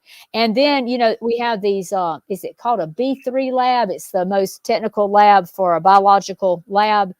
And they have sent those viruses and taken cows into those live labs, and they've given it to them to watch them. So now they're growing these viruses in cows in these Bio3 labs, which is really scary, because if anything gets out of them that they're trying and testing, like we know what happened with Wuhan lab, right. You know, are we setting ourselves up? This says just this is a case definition from May of this year, May of 2024. It says disease information, general disease and pathogen information. As of late March 2024, H5N1 genotype B3 was detected in milk and other bovine origin samples associated with mild illness in dairy cattle. The virus has been characterized as highly pathogenic per cleavage site and analysis and bioassay test, and currently it's a B3. Mm-hmm. The estimated herd level incubation period in the dairy cattle appears variable from approximately 12 to 21 days. That's right. Well, I mean, when you start having states start issuing restrictions for, you know, importation of dairy cattle, and there's like 22 states right now that said we're not moving anybody around, and the USDA, CDC, all of them are taking, you know, clinical samples, looking at it, nasal swabbing, tissue samples of milk at all stages. And then they're looking at the viral genome sequencing. I mean, there is some major stuff that is not being told about what is going on. Yeah, this is a federal order. April 24th, 2024. This is a federal order requiring testing and reporting. Guys, I'll put all these links in the description below so you can come down and you can, you know, take a look at these. There's a lot of information in this webpage. Well, I know most of the states, actually all the states except for Idaho, are dairy milking cattle. Idaho, it's in alpacas. So that's not even cattle, it's an alpaca. Well, I think it's pretty interesting looking at what the data is on the dead cats that were found on the dairy farms in Texas, New Mexico, and Ohio that had this virus type A, H5N1. Those illnesses were terrible. They were severe. These cats showed very bad signs of neurological problems. I'm talking about nasal discharge, I'm talking about massive amount of nasal discharge, and all of them died. So, you know, a cat is a pretty resilient animal who hunts, is always out, exposed to a lot of things, and for it to do cats like that, literally, you know, it makes you wonder if you get these dead birds that are in the duck population, in other words, wild birds that are flying all over everywhere, and cats are out. We got a lot of feral cats in our area, and they're looking for dead birds and whatever. They start eating that, and then the cats start giving each other this kind of stuff. I mean, we are looking at it coming at us in every direction, not just, you know, put a mask on and don't run into a human. We're talking about going outside and where bird poop is, and you step in it, or you're out having to work, and, you know, your cat comes in, and that cat's been exposed to it, and now it's in your house. I mean, how do you know? Because you can't see it. You can't see that a person is sick with it until, like you said, it has an incubation period. And during that time, that is an infectious virus that you are coming in contact with. And literally, serious.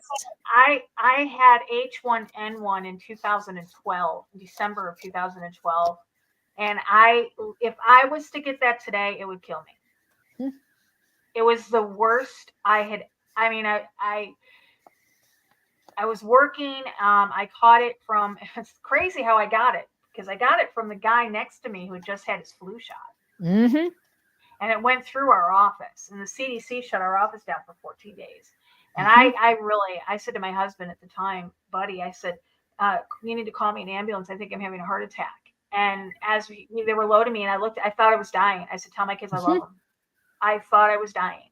Looking at it here, it says, the avian influenza, the H5N1, also known as bird flu, can cause a range of symptoms in humans from mild to severe. Symptoms can include early symptoms of fever, cough, sore throat, muscle aches, headache, runny nose, fatigue, conjunctivitis, which is red eyes, and bleeding gums. Less common symptoms are diarrhea, nausea, vomiting, and seizures. Severe symptoms are pneumonia, acute respiratory distress syndrome, neurological changes to your mental state or seizures, multiple organ failure, kidney and liver dysfunction, and cardiac impairment. That's right. Shoo. I mean, and you know, the thing about it is, it's like we're told at the end of days, it's like a woman in travail. We've talked about this. When she gets ready to deliver that baby, the pain is excruciating. And it's coming quick and fast and harder and worse and worse and worse. What are we seeing? Everything we've talked about tonight is getting closer together. It's getting worse. And we are headed for that end result that's not going to be good. It's not going to be good. You know, it's like a train leaving the station is picking up momentum. And, it is. Not myself, not Joy, not Ernie, not any one of you listening can stand in front of the track and put our arms out and stop it. There's only one way that's going to end, and that is, you need to read the Bible. You need to get into the Bible. You need to read. You need to find out what's coming, because we are told that the things that are coming, that people are going to see, men's hearts will fail them out of fear. They will. I mean, they're building bunkers because the elite know what's coming, and they are scared. They think they can get away, but they can't. You can't hide from God. Well, that's the thing about it, is the CDC has warned that bird flu has pandemic potential. I mean, these are headlines in a paper that was sent to me. CDC warns bird flu has pandemic potential.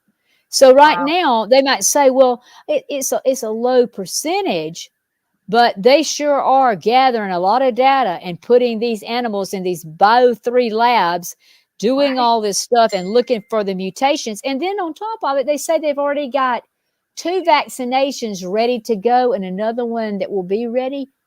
I find that a little interesting. How do you have a vaccination for something that just got out of hand, that typically could not be the original source of it because it mutates?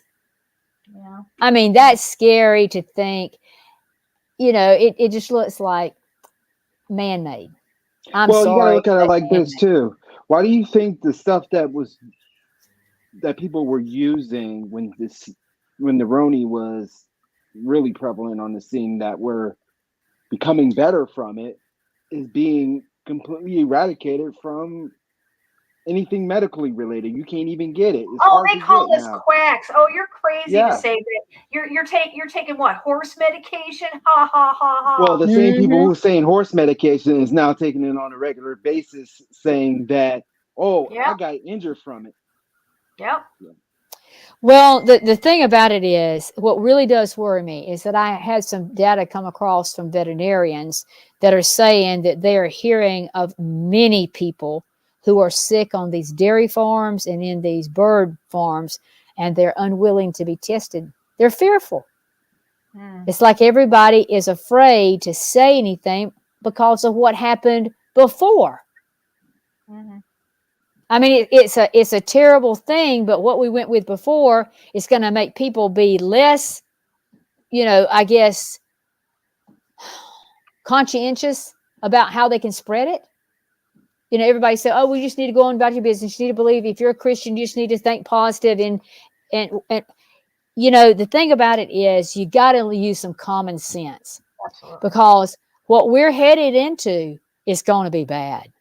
It's going to be really, really bad. Well, when you think about it, I don't think people. Mm, Well, Lori, what look at it happened like in this. Nobody 2020? wants to hear it anymore. Right. Nobody I wants to think hear it at all. The church exactly. doesn't want to hear it. The public doesn't want to hear it. Nobody wants to hear the times that we're living in right now, It's because because I everybody think it wants to scares be in people. their own little bubble, thinking everything is all hunky dory. Well, the world is crumbling right in front of us, and discernment and critical thinking has went out the window because of the brainwashing from what them watching on TV, reading in the newspaper, and Mm-hmm. listening to other people who are not of Christ, who not in tune with Most High God, who has not read Scripture, and they go into these mega churches and listening to these think and grow rich and be living your best life now type deal, and That's right. they are blinded. And you know what? It comes to a point where you want to stop trying because you sound Yeah. like a broken record because you keep repeating the same thing over and over again. We know Right. that's the definition of insanity. But the thing is, these people don't have a savior. They say That's they right. do, but their savior is the world, and that's only going to lead to their utter destruction. Yeah.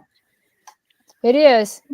It's I wanted to mention something, two things that we didn't discuss, and before we get off the air, um, you had sent me a picture of King Charles's coin that they did for him. That's the dragon let me gold pull it. double. I think we need to show that, because Yeah. Let we, me we pull it up. we keep talking about him being the dragon. I think if you've got that, we need to show them this gold coin that was done, and it's a tribute to his first 500 days as King Charles III. I find it very, very, very, very interesting that he chose this look on that. Um, they try to make it like it was no big deal, but why does a person keep, when we know what it says about riding the dragon, and the dragon is going Let to me be see if with the beast, the beast and the false prophet? here we go. Let me get that. If you can blow that up, Here we yeah. go. Okay. What's the odds of a man Let's that's let's show this first. Let's show this picture first. So this is the coat of arms of Charles, and you see down at the bottom right hand side it says the red dragon, and you see everything in Revelation. The beast of Revelation that they talk about is 100% his this. Okay, and it says down at the right hand side it says red dragon, and then this is what I sent her. I found that this is what he is commemorating himself as That's right. riding the dragon. Yeah, that just seems a little. I mean, Mm. if his whole crest was nothing but a dragon, and we know that it's on the flag for Wales, and he's over Wales, okay. But it's Mhm. just kind of strange that for his first 500 days, he chooses to have himself riding a dragon. I mean, that just, it's kind of like I was talking about the Babylonians and they did those pictures of those people that were half something and half something else, and half of them looked human and half of them looked like scaled serpents or whatever. Just kind of gives you the idea of him and that on that coin being the same. Does that make sense? One and the same. Here's the royal and just badge. like the butterfly, he's one thing, but really when he comes out of his cocoon, his body, he's something else. And I just think that's just being told to us right in our face. Yeah, there's all the dragons for the badge of Wales. And now who's the Prince of Wales now? Oh, guess who? That's right. Exactly. Yeah, he is. You know, the beast gives, or the dragon gives power. Gives power to the beast. And that is exactly what Charles is going to do. Charles is the dragon, and he's going to give power unto the beast. He's just the placeholder. I do want to touch on one thing about Kate. Yes, I wanted to say something that did you know that the Italian doctors who tended to Pope Francis flew to London to perform the abdominal surgery for Kate? Really? Oh, yes, I had that sent to me, and it is true. It is true. The Italian doctors who tended to Pope Francis flew to London to perform the abdominal surgery on Kate Middleton. I wonder. The Pope underwent laparotomy. I'm not sure what but anyway, that surgery involved opening up the abdomen, and supposedly that's what he had. When he was operated or something. And anyway, they flew to London to perform the surgery on Kate, and that's pretty interesting that the Pope's doctors went to take care of her. I found that fascinating. What's the odds? What's the odds of that? Exactly. Rosemary's Baby. I'll tell you that much. Oh yes. Did you see this new portrait of her? Oh my gosh. My gracious, no, I have not seen that. Yeah, so this is apparently a new portrait that some woman just drew of her, and they chose to put it on the cover of this magazine. And I got to tell you, who is that?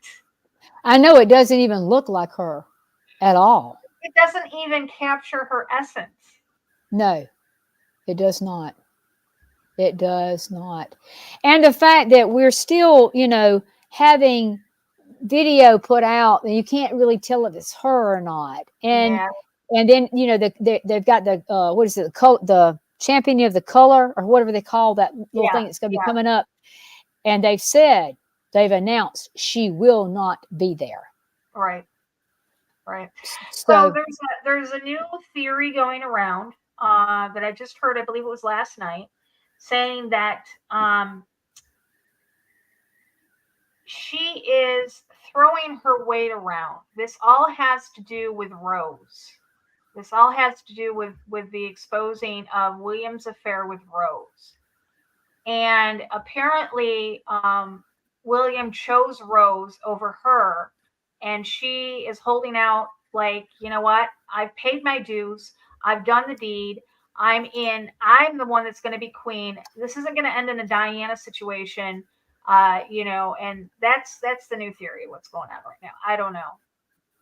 Well, I have thought about this too. If she's got cancer and she got really sick, and Charles has got cancer and he doesn't get well, what if William steps in and all of a sudden he performs 2 miracles? He heals his daddy and his wife. Good Lord. Oh, wouldn't What would that tell the world? It's my nervous laugh, guys. It's just, I find it strange that both of them came down with cancer at the same time. Oh, me too. What are the odds? And they eat organic. They have their own whatever. They're not exposed to toxins. They are the world. We know there's a cure for cancer. Come on. the thing about it is the fact that they don't tell you what kind of cancer, what's going on. Why Yeah. is it so secretive? You think that they would want to Just reach out weird.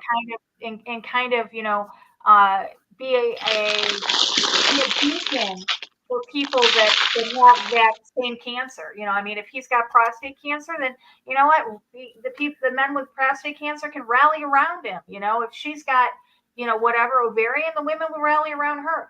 The fact that they've kept it a secret is Weird. I got a theory behind that. what I Look like to at hear. another instance of Princess Diana. Well, have you all ever gone back and let's say in the last year, 2 years, looked at pictures of Kate? She's got that same solemn, weird, unhappy look That that Diana had. Diana had. I mean, I started going back and just looking because I've got a book of Diana's. It's very, very thick of nothing but pictures of her that somebody did. And clearly, the majority of her pictures were just, you could tell something was Yeah. not right in her eyes and the way she looked. And if you go back and you start looking at Kate's pictures in the last maybe Yeah, year and a half, 2 years, she's got some of those same strange looks on her face that I think it's telling. If you guys have Netflix, I would highly recommend you watch The Crown. I really Yes. would, because it gives a lot of background on the family dynamics and everything, and coming right from Elizabeth's father George straight up to with Elizabeth, and it's through her whole monarchy and the dynamic of the family. And I think it answers a lot of questions as far as the way Diana was treated. You got to watch it with different eyes. Don't, just understand that, this is to portray the monarchy as the good guys here. But you got to watch it, because there's a lot of things that happened to Diana that wasn't made public until The Crown. That's right. There's so much, when people start talking about, well, it's just conspiracy theory and we make a gist of it, I'd say, what are the odds that all this stuff is like this? Yeah. I mean, 1 in a million chances of everything we've talked about, and how you've got hundreds, if not thousands, of coincidences. I mean, what are the odds of that? And it's all happening at a time that Scripture tells us to watch for somebody who's got a background, a pedigree, who's going to rule the world, like you were talking about. The Roman Empire it became the British Empire. The same countries is the British Commonwealth. Absolutely. Oh my gosh, it's just terrible. I mean, and you can't make it up. It's like, this is just over the top. The coincidence that's behind it. And if you're doing research like we're doing, we're not trying to fool ourselves. I'm not just trying to throw a name out there. I'm trying to say, look, what does Scripture say about the Antichrist? Point 1, 2, 3, 4, 5, 6, 7. Who meets that criteria? They've got to be Jewish. They've got to have this kind of power. They've got to be over the Roman Empire. They've got to, you got to get all the points checked off. Yep, and we did. We've did. definitely clicked all of those points off when it comes to William. Yes. Guess what? Our 2 hours is almost up. I knew it would be, because, tonight what we've talked about, I'm sure a lot of people, their head is spinning, especially about the esoteric sacred art that's out there. But I'll tell you, when you're looking at something, pictures or whatever on TV, you can't imagine what's looking back at you that you cannot see. Exactly. That is evil. Exactly. And, a lot of people are falling for these ridiculous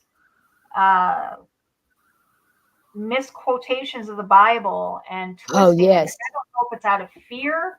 I don't know if it's out of ignorance. I don't know what it's out of, but it's just, I'm pulling my hair out, with people. It's like, I'm seeing discernment completely fall off of some people's plates. And it's sad. It really is sad. Well, we have to be careful, because the NIV's leaving out scriptures. They're changing what the scriptures say. Yeah. And if Bible are saying something and somebody doesn't know to go get an old King James, hopefully they got in family and keep it, and they're listening to these new pastors, hey, take the mark of the beast. God understands. He loves us. He gets us, you know, Well, the all person that. who copyrighted the NIV is Rupert Murdoch. And we Yeah. know his past. Yes. And Yeah. that's the Am I sad correct, thing Lori? is, Yes, yes. when you, And most of the Bibles were through Lucius Trust as well. that's right. They sure were. Which was Lucifer at one time's trust. Yeah. I just, that's the thing. We have done enough research that we see the red flags, and we try to give this information out. And I know sometimes it can be overwhelming for people who've never heard it before. But let me just say this: I'm a Christian. I'm not trying to fool myself. I want to know the exact truth so that when it comes, I can deal with it, because there is something to have knowledge about. So it might be the worst thing that's coming, but if I've got knowledge of what's going to happen, who's behind it, and where the options are to make it, and that is a rapture, get out of here, live your life right. Don't be doing something foolish like the 5 virgins who could have gone out with the other 5 that had their oil in their lamps. Right. You know, you need to be paying attention to what's happening around you. You need to be living your life in such a way. Try not to sin. Do whatever you can to stay away from sin, because if the rapture comes, I'm going to tell you, you want to go out. You do not want to be left here under any circumstances. I am putting up your greatest asset, and I'll say this every time, your greatest asset is your soul. It's the only thing you have. It is who you are. And the devil wants to take it with him into the gates of hell forever and ever and ever. Don't give up your paradise of inheritance with Creator God, your Father. It's your choice. It's all going to come down to, did you choose your little sinful life, or did you choose to turn your back to sin and look and follow Jesus Christ? The walk is hard, but the path is not a highway. It's a small path. The highway to hell is wide open. You have to be willing to put sin behind you. I don't care what. There is nothing on this planet that's worth your soul. No money, no fame, no fortune, no sex, nothing. Nothing. No family members, nothing. You get right and you stay right. You keep your oil in your lamp, so when the catching away happens, you get out of the worst wrath that's coming. Because that great wrath that's coming, we already see how bad it is right now. And just to clarify, wrath and tribulation are totally different things, guys. She's talking about getting out of the wrath. The wrath. The wrath, exactly. Because we're all going to go through tribulation, but we're not going to go through the wrath. That's exactly right. Exactly. Well, Joy, thank you very much for joining us tonight, dear. Listen, it goes by too fast. I love being with you all. And there's so much happening. There's so much happening that when we don't get the chance to be together, oh my gosh. I know. I'm wondering if we can even get through it, because there's so much. But thank goodness we touched on all this. So people, go do the research from what we've given you, and you will find that this is spot on. And the more you know about it, the closer you can walk with God, because knowledge is power. Amen. All right. Well, Ernie, we're going to be back maybe this week sometime. I don't know if John was going to be with us, but we were going to come back and we were going to talk about the mark of the beast, right? Yeah. There's a lot of new developments that came up regarding this mark, and some stuff we need to really address. Clarify. Yeah. The times we're living in right now, I don't think many people understand the scope of the times that we're living in, and we have to continue to be watchmen. At least if we can just save one soul, we've done our job. That's right. Amen. That's true. It's very true. All right, Dr. Joy, thank you for joining us. You will be back with us next month for sure. Yeah, I will. Love you all. Hang in there. Keep the faith. That's right. I want to thank everybody in our chair. I want to thank all of our moderators. And like I said, we will be back. And until next time, remember, guys, eyes open, no fear.